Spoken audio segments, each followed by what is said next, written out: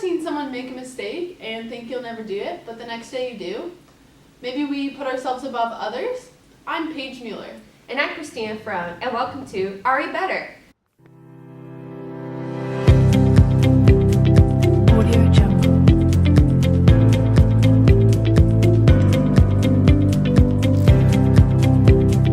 At Santa Clara University, my partner and I here discuss social psych topics. This week, we'll be talking about social comparison in the workplace. We have those, quote, workplace friends who we either envy or we think we're better than them. We always look up to others or we look down on others. Why? Well, we're always trying to socially compare ourselves to the average person because we want to know how we're doing in society. I do this all the time, so let's give an example in the classroom. If I get a score of about 78, I want to look upon other people to see if they did a little bit worse than me, so I feel a little bit better about myself. Compared to if I look at someone who did a little bit better than me, I feel a little bit worse about myself. Let's look at this scene.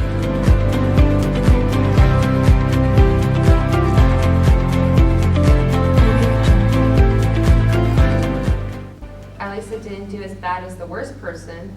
This scene you just saw is an example of you trying to make yourself feel better. People usually use words like, I was better than that person, or I'm worse than that person. Can being worse help you in a group of smarter people? Well, at the University of Aberdeen, Professor Devin Ray and his colleagues examined how aware students were of their own knowledge. They had students come in and try to learn as much as they could about the human immune system from a textbook. Everyone was tested over their knowledge, but the difficulty of the exam was varied throughout the participants. Some were given easier tests to feel more confident, while others were given harder tests to shake up their confidence. After the exam, all the students were given learning partners and were told that this learning partner was smarter than them, based on the higher scores on the exams. They are then asked to create a presentation with their learning partner about the human immune system. The results showed that everyone, even the participants who had taken the easier tests, always asked their smarter learning partner for help. This is actually a great outcome. And while usually this research has shown that students feel worse about themselves, students actually became more motivated to be like that smarter classmate. This is great! You may have made 17 perfectly good sales this week in your job, but if someone has made more than you, then you're going to feel worse about yourself in general. So, even if the average is just above what you got, you're still going to feel worse.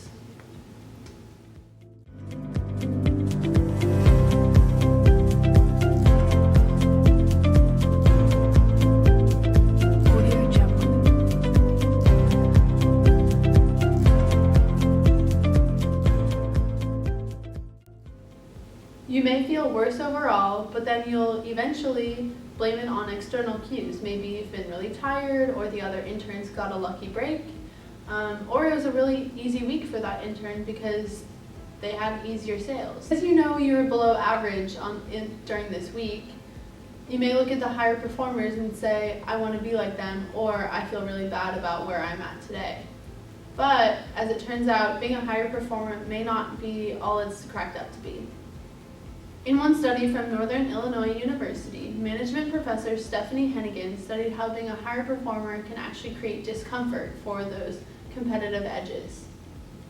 It might actually make people feel worse about themselves because the lower performers are trying to beat out the higher performers.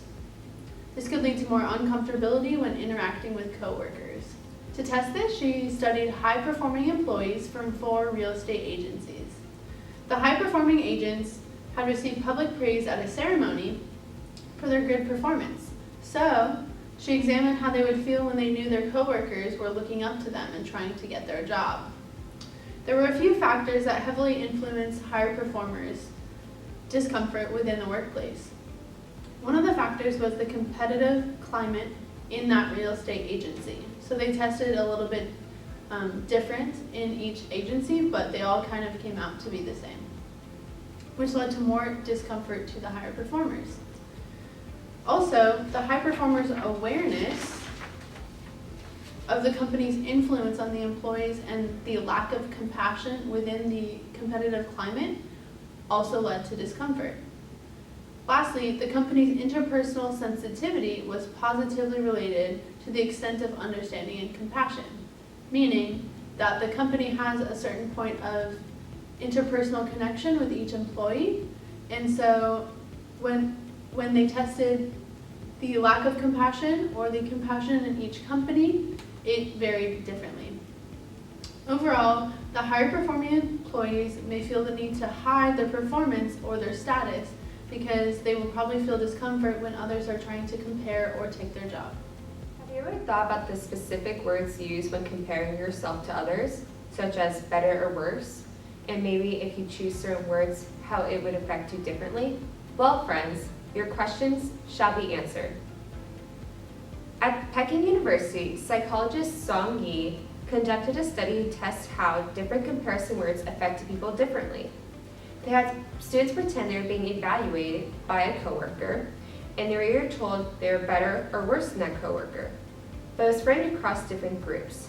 Some participants were told that they were better than their other coworker, or that their coworker was worse than them. The group that was worse than the coworker were either told that the coworker was better than them, or that they were worse than the coworker. Researchers found that no matter if they were being compared to someone better or worse than them, that the positive word made them feel better. They felt more satisfied than their coworker. In other words, even if the student weren't better themselves, they were feeling better. This might have helped take in any sort of criticism from their bosses, and the researchers argue that this should be taken into consideration when giving employees feedback.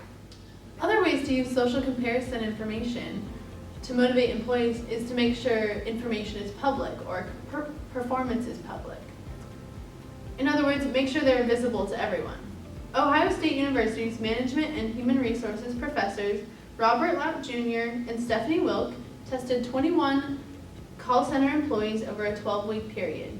For 6 weeks, they posted the employees' performances publicly, and then for the next 6 weeks, they didn't post the group and employees' performances. Some people had been working there for longer than others, so they factored that in when determining what group got posted information and what group did not. The results suggested that people were more productive when their work was identified in a group. This could be because when people don't feel like their contributions are heard or seen, they're more likely to socially loaf, or another way to slack off in a group, because it's not identifiable.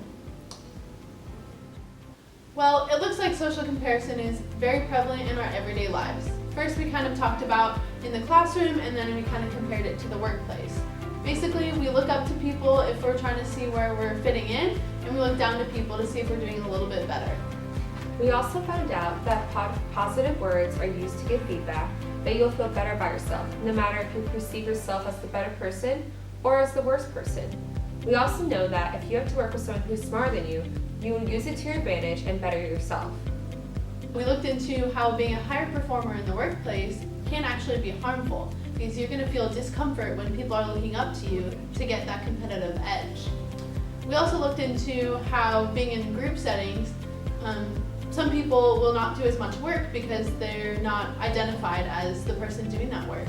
So when you are in a group, it's really helpful to identify who's doing what work, so then there's no social loafing. So here's what you should know in conclusion about social comparison. Everyone experiences it, in school and in the workplace. In school, you look at your physical grades to compare yourself to everyone else. Whereas in the workplace, you see how many sales you made in a week, or if your supervisor talks to you more than others. We hope you learned something about social comparison. Come back next week to find more about stereotype bread. And I'm Christina Ferrone. This is horrible! This is why we aren't acting majors. No. Ready? Okay. That you're That's it. Stereotype thread. Oh, perfect.